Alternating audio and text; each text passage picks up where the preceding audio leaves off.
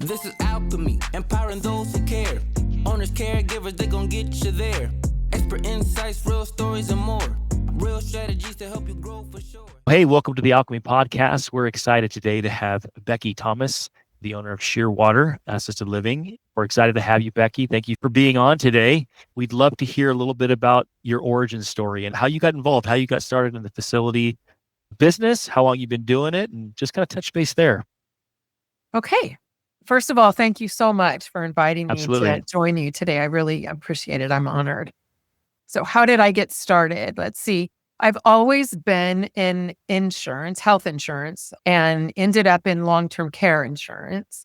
I was a key member of the initial launch team for the CalPERS long-term care program in California, which ended up being one of the largest long-term care programs in the nation, actually.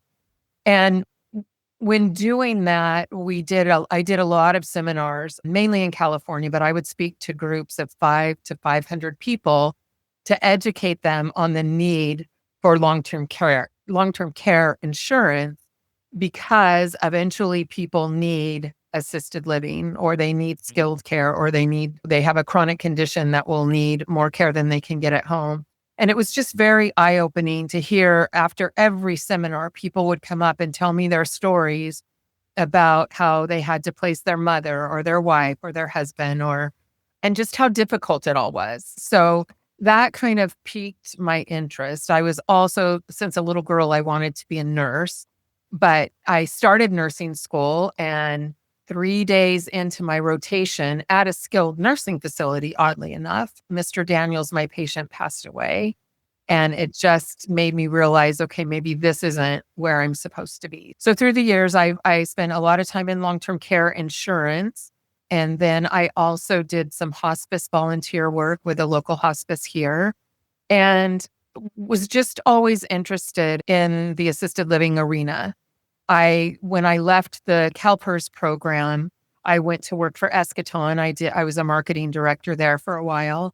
And then I started talking to my son, who's in real estate, and said, we should keep our eye open for something. And I was thinking a small, like 6-bed home.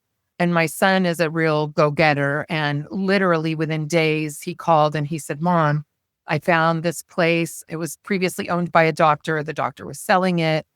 Let's do this. So some other family members jumped in, and so now it's myself, my son, and my stepmom. Right. Family-run business. Yeah, very much, which can be fun and at times a little challenging. Exactly. That's what we did too, is we were a family-run business, and a lot of residential assisted living homes seem to be that way. It's, you gotta, as a family, jump in. So yeah. Yeah. And honestly, it takes a family to do it. So it was that was in 2016.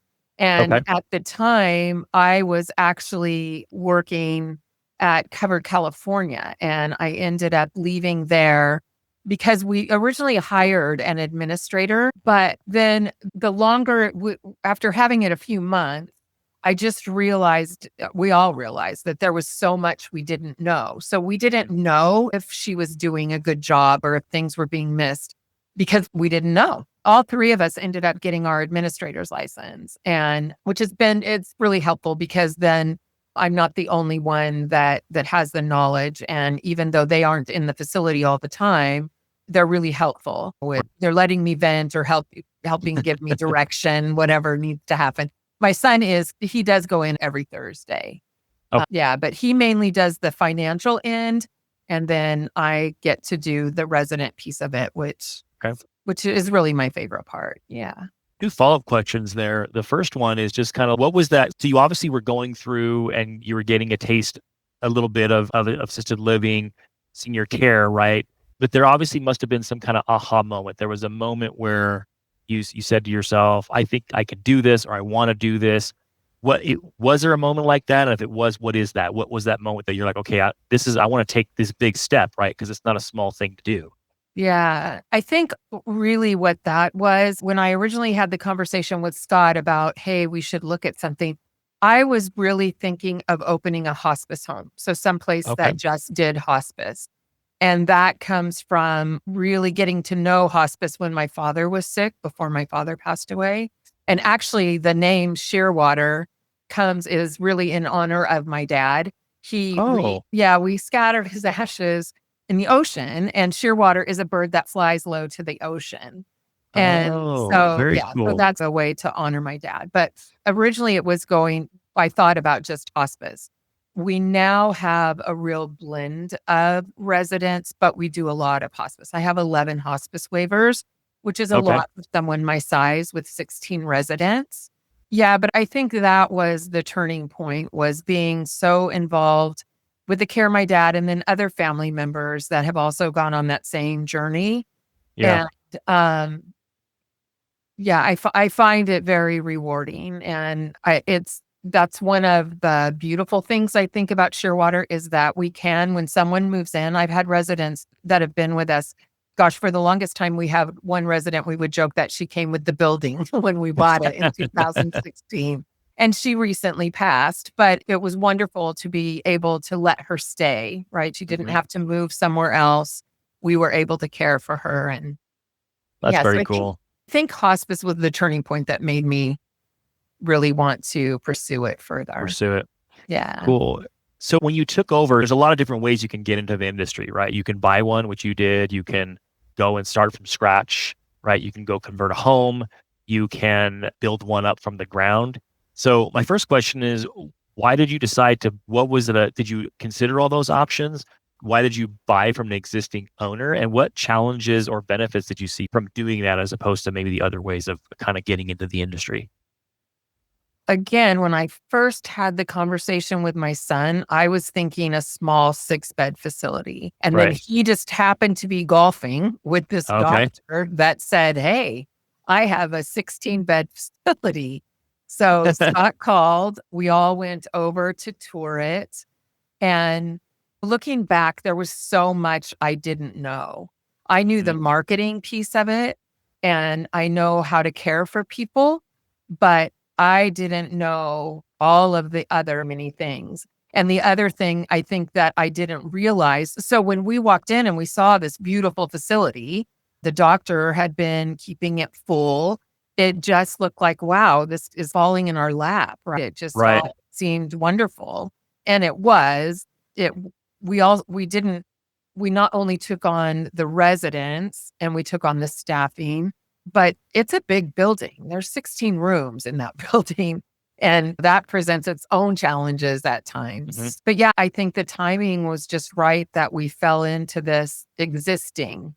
Now, my son would like to expand, and so he's explored everything from other existing homes to considering starting from the ground. Okay. Yeah.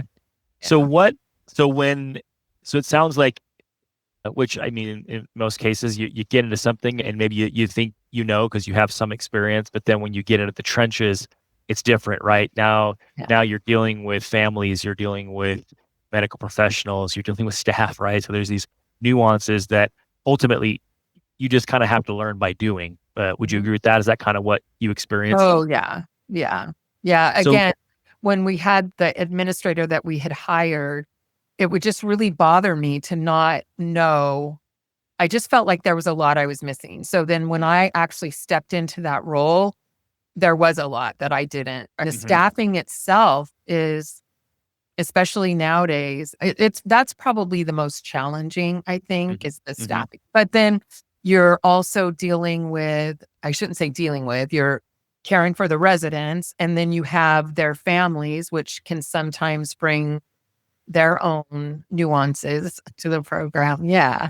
So what would you say was your biggest challenge in those beginning days? Was it just the sheer amount of new stuff that you're having to deal with? And if you could go back to 2017, knowing what you know now, what piece of advice would you give to yourself back then that you think would be helpful? I think the piece of advice I would give to myself back then would be to really do your due diligence. It's just, there was so much that we didn't know, that we didn't even know to look for because we didn't know. So yeah, I think it would be to just tread slowly at first. Yeah. Because I then often, once you're in it, right? right. And then the other piece too, there's all the regulations with the state. And so it was a lot. Eventually we all found our groove and our spot. You get your priorities in line. Yeah. Yeah. It sounds like you're off to the races now, though, settled in, feeling like you know some things now, really know some things, right? Yeah, but just when I think I do, something comes along. That's true. This Yeah. industry is, you're always going to learn something new. There's going to be Yeah. a new experience. And if you think that you haven't experienced something yet, at some point, it's going to happen. We did it, as I've mentioned many times, we did it for 18 years. And even now, like doing software with Alchemy and talking to people, sometimes you think that you've heard it all. You've heard all the stories and stuff, and you hear a new one. Yeah. It's, wow, I thought I heard everything, but that's new. So for Right. sure. Yeah. Yeah. And I So, remember I was feeling like I was really finding my groove with the marketing and the staff. Everything was falling into place. And then COVID hit. oh, yeah. Yeah. And who knew? If someone would have told me in 2016, hey, let's take this path, but oh, yes, there's going to be a pandemic. Yeah. Yeah, I might have. Talk a little bit about that. How difficult was that? Because I know that was a difficult period of time. Yeah, honestly, during 2020, it was challenging, but my staff was amazing and they were Awesome. so protective of the residents and everything. And my families were wonderful. We did not have one case all throughout 2020. And Awesome. then in 2021, it was just our turn. And it was a challenge. It really Yeah. was. My staff at the time was just amazing. So tell me a little bit about, like, now that you're in the business and you've been doing this for a while, like maybe sharing some knowledge of what works, right? Because one of the things that I've found is that as facility owners, as those in residential space, the more we talk to each other and share our experiences, the better that we can all learn from one another. And maybe a frustration that we're having, somebody else has that solution because they did something. Was there something your staff was amazing, which is awesome. Was there something that you did or that you do that contributes to, I don't know, maybe it's hiring practices, or what do you think contributes to that, if anything? Or is it just the luck of the draw? As far as the employees go, I just find it, and let's see, it's a challenging piece, but it's so important to try to understand always like where they're coming from and really listen to them. Because Right. caregiving is hard work. It's Yep. really hard work, and it takes a really special person to do it and to do it right. Right. And everyone, including myself, has their things going on outside of work. So I do try to always have an open door to be there and support them when I can. I try to do little things, the Starbucks cards. We Mhm. just started a new program where we're having a monthly drawing. And if you don't call out and you get a ticket, if you go through that month without being late, you get a little ticket. Mhm. And if someone comes to me and says, gosh, so-and-so did this amazing thing today, or a resident says something kind to let me know something that a caregiver did. So Mhm. there's all these different ways that they can earn the little tickets. And then we have a drawing for a gift card or a cash. Oh, that's cool. So that's a monthly thing that you guys do? Yeah. That's very cool. Yeah. What's the impact that you've seen from, like, before you did that? Because that's obviously an innovative thing to do, tickets, a reward system. But did you see any, from like a numbers standpoint, not to get like statistical, but did you see your show rates or not, your staff calling off a lot less? Did you see some improvements there? Yes, I have actually.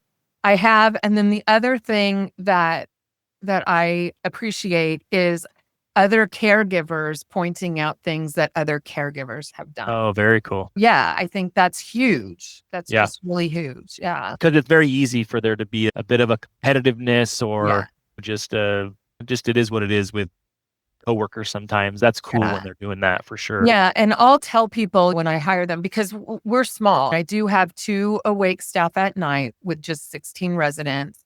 And Mhm. then I have a cook and an activity person when I'm fully staffed. And then I have the caregiving staff.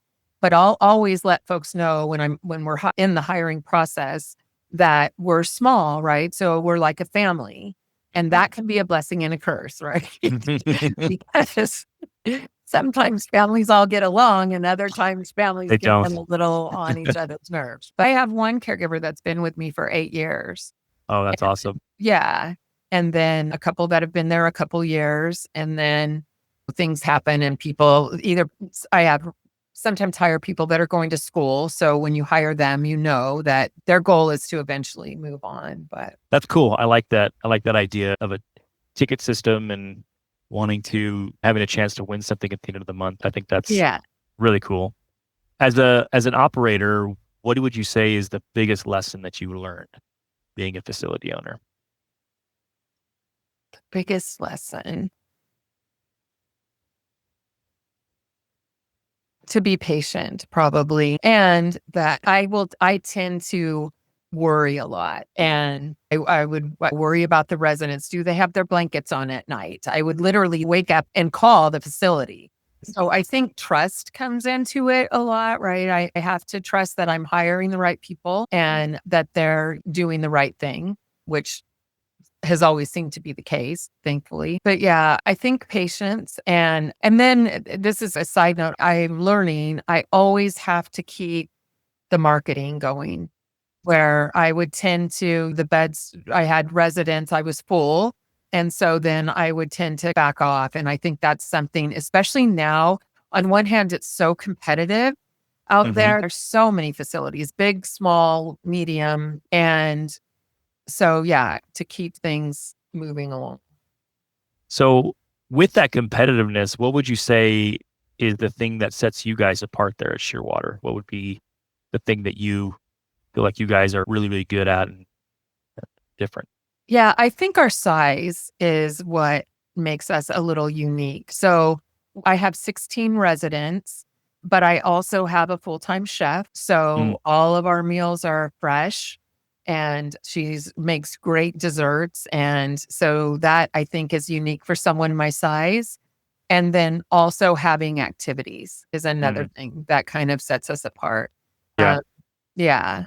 Would you agree? I've often found in the 18 years that we did it, and talking to facility owners, it seems the three things that families care about is food, activities, and care, right?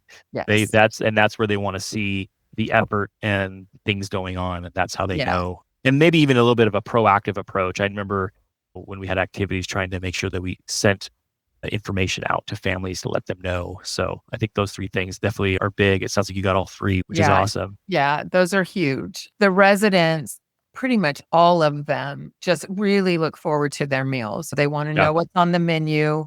They look forward, I think, partially because they enjoy eating and chef does a good job, but it's also another social opportunity for them too. They have their places that they snack to their friends. And so it's another opportunity for everybody to engage. Yeah, dinner, lunch, breakfast becomes an activity in and of itself, right? Yeah. In a way. So what would you then say is the most rewarding thing that you've experienced or the most rewarding thing about owning a facility? Probably when the residents are happy, when someone is grateful for something, that just is very heartwarming. Or when we get compliments from the family members, I think that's really rewarding. And then I will say too, we've done a lot of hospice. The hospice companies come in to us, but my staff is just really caring. And we have a program that we are implementing. It's called we refer to it as the White Lotus program. So if we have someone that's on hospice and they're actively passing, we'll put a White Lotus on their door. And it just reminds everybody to just stop and take a breath before you go in. Because when they're on the floor, they're so busy and, running over. Seeing that there, the goal is to remind everybody to just, okay, let's slow down for a minute before we step in here and remember where we are and who we're with right now. I love that little symbolism in there, and it's great. Yeah. And just especially with a resident that's been with us for a long time, and when they do pass and having their family be there, if that's what they wish, is just it's rewarding. It's rewarding for me. And it's very rewarding for the caregivers too. I think that's seeing that when the residents are happy and then getting the compliments from the family members. Yeah. I think you know this, and all facility owners know this, right? That's a big moment in someone's life, whether it's the person who's passing or the family member, right? Births and weddings and things like that, right? But death is one of those big events in life. And you're right there with them, going through that with them, right? That's a difficult, but it's also a very interesting and rewarding thing to be a part of too. Yeah. That's cool. Any other advice that you would give facility owners that you think would be helpful? I think sharing experiences, when you get the opportunity to share experiences with other owners, like your podcast that you're doing now. Yeah. I know right before COVID, in the area where Shearwater residence is, there's several facilities around. And we had a little executive director group that would meet. And so I think connecting with others that are in the same profession is really helpful. You learn a lot. Just learn. Even though they're your competitors, you can still learn from each other and help each other. It doesn't have to be so adversarial, is kind of what I've learned over the years, right? Yeah. When we first purchased Shearwater, there was an empty lot across the street from us. And about 6 months after we took over the business, all of a sudden they started construction. We found out that a 40-bed facility was going in literally across the street. Across the street. Wow. Yeah. And so my first intention was panic. And then it took them a while to build it. And once they built it and they opened, I went over and I remember walking across the street and thinking, wow, this is going to be a challenge, being right across the street from this big, gorgeous, brand new state-of-the-art building. Yeah. And so I met the people and I ended up becoming very good friends with the administrator across the street. But what I found was, and I would get people that would go there and then they would come to me and they liked the fact that I was homey, that they would refer to it as a little cozier, right? Yeah. Where then other people found that the place across the street was more what they were looking for. Right. Yeah. Everybody has their own nuances and. Yeah. What's great about having variety is that you have a bunch of options for what you need, right? Right. Yeah, it kind of reminds me when we just recently, at the end of last year, we were in the Sacramento area and you came out to a little event that we had, and it was fun to meet with other people. And there were some ARF owners that were there. And even though it's a little bit different, there's a lot of similarities, and it's just great to meet and talk with people. And there's always something that you can learn, and don't be afraid to be friends with your competitors, I guess. Yeah, one of the gentlemen that attended the event that you hosted, I'm having lunch with him and his wife. Oh, very cool. Facility. Yeah. Oh, very cool. And I didn't know them prior to the event. So that's cool. That's very cool. We met a long time ago, about 4 years ago, on a cold call when I called you, and you're now a customer of Alchemy. And we had a great meeting. That's kind of why I want to do this podcast a little bit, was you talked about when we met, you had this experience with licensing. But I just want to talk first about going from, you were a paper-based system, like in terms of documentation, all that, you were a paper-based system, and then you chose another product and you were with them for a while, and then you switched over to our system. What I'm hoping that you can maybe talk about a little bit, because one of the things that we see in the industry is it's very paper-based, and people want to make that change, but they're scared, right? Rightfully, change is hard. And so wondering if you could talk about making that change from paper to digital, and just any thoughts there. Sure. Yeah, there is a lot of paper associated with this line of work. Or maybe even part of that, like, what did you do? What finally said, dang it, I can't do this on paper anymore? Because there's a lot. There's binders everywhere, right? Yeah, that didn't take too long, because there was paper in the bedroom and there's paper in my office, and it was just all felt overwhelming. Plus, so I started researching the different software programs out there.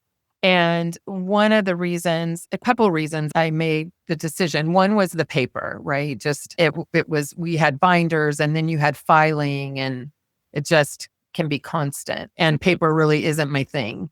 And then the other thing that I wanted was to be able to keep on top of what's going on in the building, even when I wasn't there. Which you can't do with paper. No, Yeah. you can't. And then when you come in, you're buried in paper. So it takes you an hour to get, if you've been out a couple days. Yeah. So the original company that I went with, they were fine, but I wanted something a little bit easier. I had some employees that were resistant. They said they didn't understand it. And it was just like butting heads, getting them to really use all of the tools that they could. And then I don't remember how we connected again. I think it was a phone call. Yeah. Something like that. And I remember going through it. I did another demo with you. And when we got to the care piece, I just thought, this is what we need. Would you call them emojis? Yeah. A Yeah. lot of people call them emojis. Okay. Yeah. It's so funny because we call them logs, like that's what they're called. But we had people calling in and they'd ask about, hey, how do you turn on this emoji? And at first we were like, what do you mean emoji? Now we know, okay, that's the emoji section. It's the notebook section. Yeah. It really simplifies it. Because also when I made the decision to move, I talked with the staff and I was first greeted with a lot of eye rolls because that just sounded like a lot of work for them. And I have to say the transition was really easy. It was really easy you guys were really helpful downloading all of the information that we already had. And then we went through the trainings with you.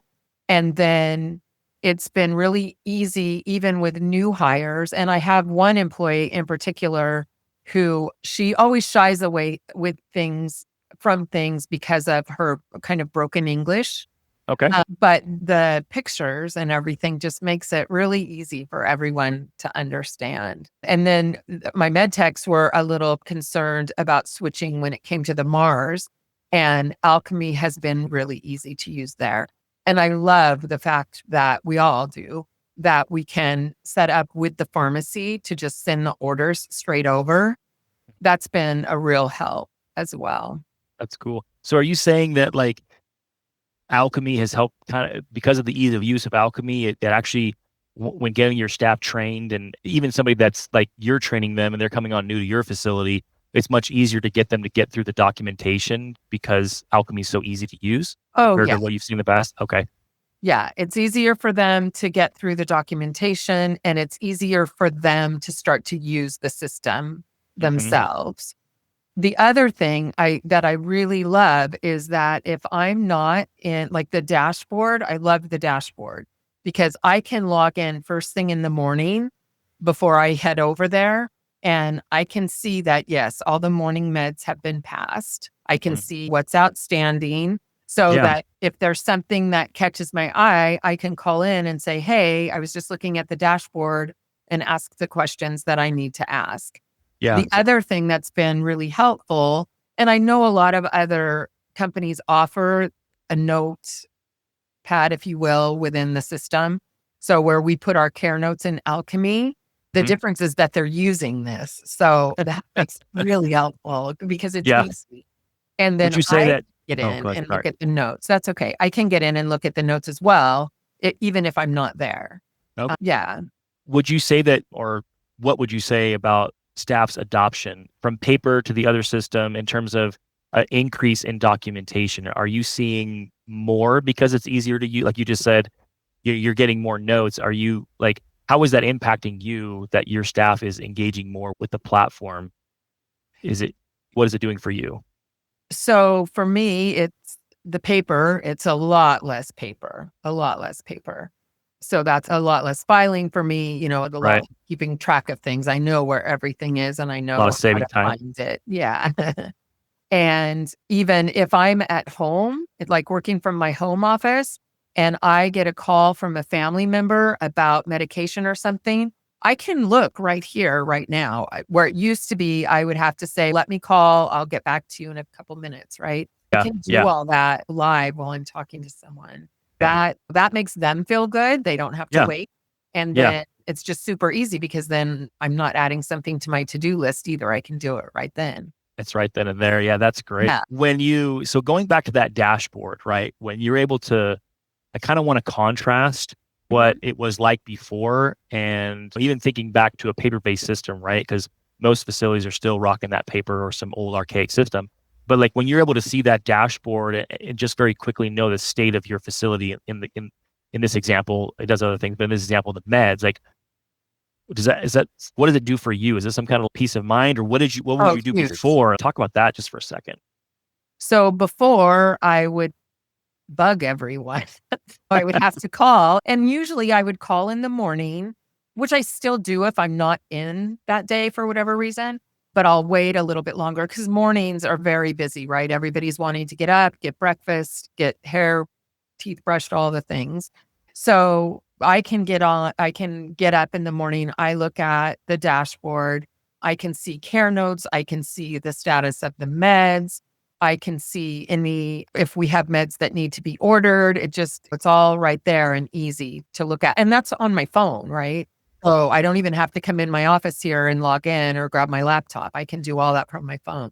You could be, there's one customer told us that she wakes up at 3:00 in the morning and she checks to see what's going on in the middle of the night. Yeah. I was like, yeah, oh, you need to that's sleep. a thing. Right? But it is such a different experience, right? It's such a different experience. But I can look to see, if they have a PRN of medication that they may request, I can see, okay, who requested a PRN and did they get it and why? What was the outcome? All that stuff is right there. Yeah. What would you say to, as we hear this often, even a 15-bed, right? A 6-bed, 15-bed, 20, 25-bed, I even heard up to a 50-bed, where they say, we're too small. We're too small for a digital system, right? Because we have those things in place. What would you say to them? What would you say to them? I don't think that matters. I think it makes your life easier in the long run, whether you have 6, 16, or 50. I don't think that matters. And honestly, the smaller you are, the easier the onboarding would be, right? Not that it's complicated, but it does take a little time. There's a lot of information that you can put in. And so you really get out of it what you put into it. And gosh, with 6 residents, that would be a walk in the park to get it all in there. And then once it's all in, it's just managing it. And it's worth it. I don't think that anyone would be too small to consider it. What would you say? What has your experience been like with, in terms of obviously the onboarding, the initial training, but then support after that, reaching out, getting answers when you need them? Do you have any positive or negative experiences about that, dealing with alcohol? Oh, all positive. Yeah, absolutely all positive. And you probably remember this, or maybe not, but before I decided to switch systems, I did ask you for a couple of references that I called, and they assured me that it was easy onboarding and that also that the customer service was really stellar. And so that was another thing that made me feel okay with making the change. And I will say we did the Zoom meetings training in the very beginning. We had a few of them, and now it's more, we reach out if we need something. And everyone, your whole team is very responsive. And I'm not just saying that. You guys are really, you really are responsive. And it doesn't matter if it's me as the owner calling or if it's one of my caregivers or a med tech calling because they have a question or need clarification on something. Right. Also, your videos are super helpful and they're short. So it's not like you have to buckle down and sit for a half an hour to learn something, right? You can just learn them in little snippets. How do I discontinue medication? Okay, 1 minute. There you go. Yeah. And that's so helpful. Yeah. Very cool. When we met in Sacramento at that event that we had, you told me a story that I'm hoping that you'd share here about interacting with licensing, right? And that's one of those other misconceptions in the industry that we often hear, mostly because paper has just always been the norm and change is hard. But there's this misconception that licensing won't allow you. I've heard it. They said that they will not allow, and of course, there's nowhere in Title 22 that says that. But tell us about that experience that you had with licensing. Yeah, I can actually share a couple of things. One is just licensing can come in whenever they would like to come in. And oftentimes if they come in, they'll want to see certain documentation. And I had issue, an opportunity to interact with licensing a couple of months ago. And so during that interaction, they wanted to see Mars and different reports and stuff. And it was so easy to just walk into my office and print off what I needed and then walk back out with the forms, right? Yeah. Versus having to go through binders, and if the filing wasn't caught up, then you're also going through some other paperwork. So that was just super easy, because for me, when licensing comes in, whether it's their annual inspection or they happen to be in the neighborhood and wanted to say hi, I get a little itchy. It's stressful no matter what, right? Yeah. So that was huge. That was really wonderful.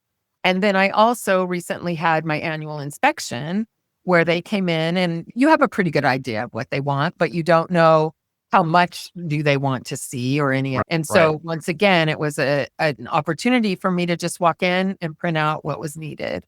That's huge. It takes a lot of stress off of a situation. So you felt like Alchemy helped make those licensing visits that much less stressful, much more efficient. Everybody wants licensing out the door as fast as possible, right? And truth be told, I've talked to some LPAs.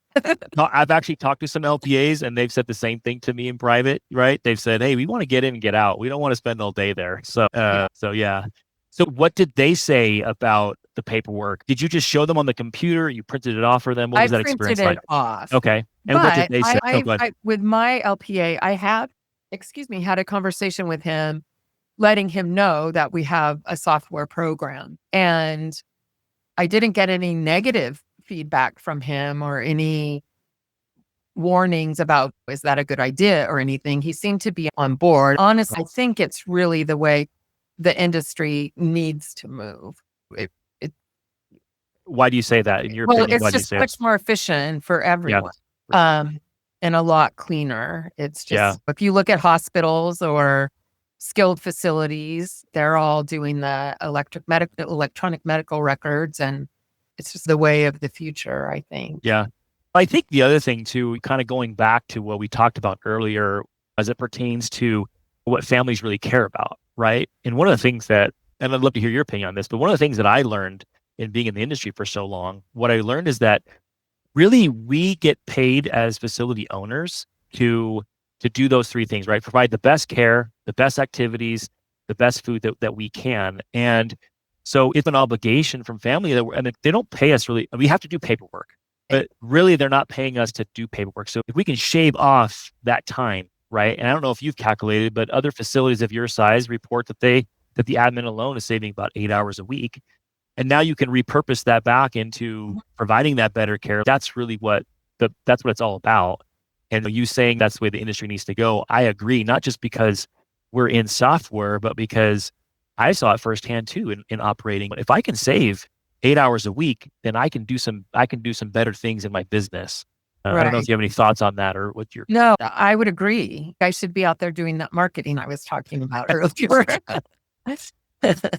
Yeah. And I think too, it also helps with the documentation and keeping the records clean, because the staff does better actually with Alchemy than sitting down and writing the logs that they were having to write before, or making the notes or whatever it might have been. So yeah, it is a lot more efficient. I haven't actually calculated it, but I can tell you. You could feel it. Yeah, exactly. So when you were printing off those things, did licensing mention anything about it being clear versus... We've heard some stories about that. I just wondered if they commented anything on those reports once they did see them, or was it just, hey, you know what? The information's there. It's efficient. Let's move on. Well, he looked at it, but he really didn't. He didn't say anything about the format. Which is a good thing, right? I didn't. Oh, yeah, absolutely. Yeah. It just goes back to that. I know that there's certain forms and certain things that we think have to be that way. But as Cal 22 talks specifically about, you just have to have the information that they want in there, and or it's in there, right? Yeah. But I think consistency is important. Another thing that I really like is we do what we refer, everybody calls them something different. We call them e-kit. So for an emergency kit, so that we have a current 602, a current med list, a face sheet, all those things that should accompany someone if they're going out to the hospital for whatever reason, heaven forbid, but those things happen. And having Alchemy has made that process a lot easier and a lot more current because we can print out a true today's med list, right? Where our practice was if someone goes out, then when they come back, you always have to make sure that you do a new e-kit for them, right? And have it ready. But meds change, things change. And so if they may, and hopefully they don't go out again for a very long time. Exactly. Yeah. So being able to print it on demand, if you will, is really helpful. Very cool. Yeah. It's about the little saving times here and there. What advice would you give to other owners that are considering making the leap? Either it's from another system or the majority from a paper-based system and considering, Alchemy as an option. What would you say? Oh, I would say to do it. From a paper-based system, it might feel a little intimidating at the beginning because you do have to take the time to get things loaded in, right? But again, your team is really helpful. And once it's done for that resident, then it's just adding or changing or whatever. And it's not something that takes days to do. I don't remember exactly how long it took to enter initial resident information in, but it's not long and it's completely worth it. Yeah. And if you are using an existing system, I would really encourage folks to take a look at Alchemy and look at the emojis and look at the ease of how simple it is to operate from the caregiver perspective, because there are some caregivers that either because of maybe language challenges, they get very intimidated or they're just not tech savvy. And so the idea, I ran into that with a couple caregivers, the idea of as much as they use their phones, having to do things on the computer was a little intimidated. And I originally had bought 2 laptops strictly for Alchemy. And that's worked out really well. We just keep one in each hall and they just can go and do what they have to do. And then there's a separate one that stays in the bedroom. So, okay. Yeah. Very cool. I really appreciate you being on our podcast here. If there's not anything else that you'd like to share, we want to try to end these. The industry is very serious and it's a hard industry, but I want to try to end these with funny stories. Having done this for so long, there's tons of different funny things that can happen. And I don't know if you had one to share. So, gosh, there's been a lot over the years. I think one, when I was talking about having the staff and then the residents and their families and then the building. And I remember one day it started with a resident falling and going out to the hospital, which always unnerves me. And then the washing machine broke. The oven stopped working during lunch while chef was baking whatever was in the oven. And then there was one other thing that I actually don't remember. But so it was finally the end of the day and I was done. It was just one of those days. And I got in the car and I pulled out of the driveway. And as soon as I hit the road, I got a call and it was one of the caregivers. And she said, I think you need to come back because a tree limb just fell on Oh my God. the other caregivers' cars. Oh, shoot. That's what? All righty. That reminds me of, what's that book or movie? Very terrible, no good, bad day or whatever. I remember reading that to my kids. It was just one of those days, but thankfully we all get to get up and start anew, right? That's true. That's true. And then on a resident, I've had just so many amazing residents, but I had one little lady who was 106. Ooh. And she was one of the first pilots in the United States, one of the first female pilots. Wow. Yeah. And just a real character, but yeah. That's cool. Well, I appreciate you sharing your story. We hope that the purpose that we're doing this is we hope to help others in the industry either be motivated, learn something, laugh about something, maybe commiserate, right? Oh, that person went through the same thing. Sometimes we can feel like we're on an island on our own and it's therapeutic to hear that someone else went through that same thing. It's not just happening to me. Yeah. Yeah. So I really appreciate you coming on and looking forward to continue working with you. Yeah. Thank you again for having me. This is alchemy, empowering those who care. Owners, caregivers, they gon' get you there. Expert insights, real stories, and more. Real strategies to help you grow for sure. This the Alchemy Podcast. Creating better spaces, it's much to share. This the Alchemy Podcast. Help you build, grow, and thrive in the future of care. This the Alchemy Podcast.